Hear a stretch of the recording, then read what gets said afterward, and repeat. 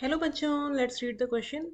In this question, some directions are given as in the following questions, a statement of assertion A followed by a statement of reason R is given. Choose the correct answer out of the following choices. Option A is given as both A and R are correct and R is the correct explanation of A. Option B is given as both A and R are correct and but R is not the correct explanation of A. Option C is given as A is correct but R is incorrect, and option D is given as R is correct but A is incorrect. Here assertion is given as it is not always convenient to determine the instantaneous rate, and reason is given as instantaneous rate is measured by the determination of the slope of the tangent at point T in the concentration versus time plot. Now let us check the key concept of the question. The key concept of this question is what is instantaneous rate. So this is the rate, or this is the change in concentration of an infinitely small time of reaction.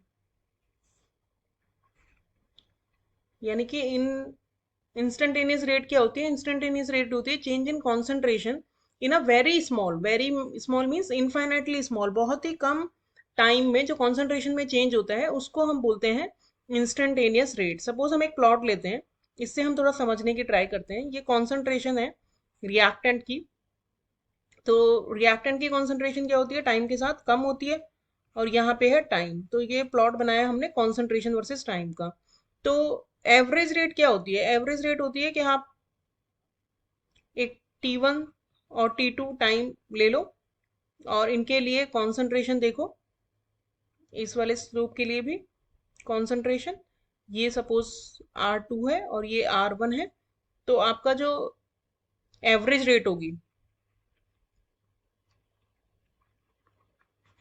वो होगी delta R bye minus आएगा delta T, change in concentration यानी R2 minus R1 divided by T2 minus T1. तो यहाँ पे आपने time का जो इंटरवल है काफी ज्यादा लिया है, तो इसको हम बोलते हैं एवरेज रेट. लेकिन हम अगर बहुत ही छोटे से टाइम के लिए रेट निकालना चाहें तो उस रेट को हम बोलते हैं इंस्टेंटेनियस रेट, और इंस्टेंटेनियस रेट को हम D R by D T से दिखाते हैं. जब ये when this time change approaches to zero, तो उस वाले टाइम पे जो रेट होती है, उस टाइम डिफरेंस होता है, उसको हम dt से दिखाएंगे. That means very small change in time. और क्योंकि टाइम में स्मॉल चेंज होगा तो रेट भी सॉरी कॉन्सेंट्रेशन भी बहुत ही कम चेंज होगी, तो इस रेट को हम बोलते हैं इंस्टेंटेनियस रेट. अब हम इस क्वेश्चन का कंप्लीट सॉल्यूशन देखें. तो अगर हमें किसी पर्टिकुलर इंस्टेंट पे रेट ऑफ रिएक्शन पता करनी है, तो उसके लिए एवरेज रेट कन्वीनियंट नहीं होती है. उसके लिए हम एवरेज रेट को नहीं यूज कर सकते हैं, क्योंकि एक पर्टिकुलर टाइम के लिए, टाइम इंटरवल के लिए, एक पर्टिकुलर टाइम इंटरवल के लिए जो एवरेज रेट होती है वो कांस्टेंट होती है. इसीलिए उस इंस्टेंट पे जो हमें रेट डिटरमाइन करनी होती है उस रेट को हम इंस्टेंटेनियस रेट बोलते हैं.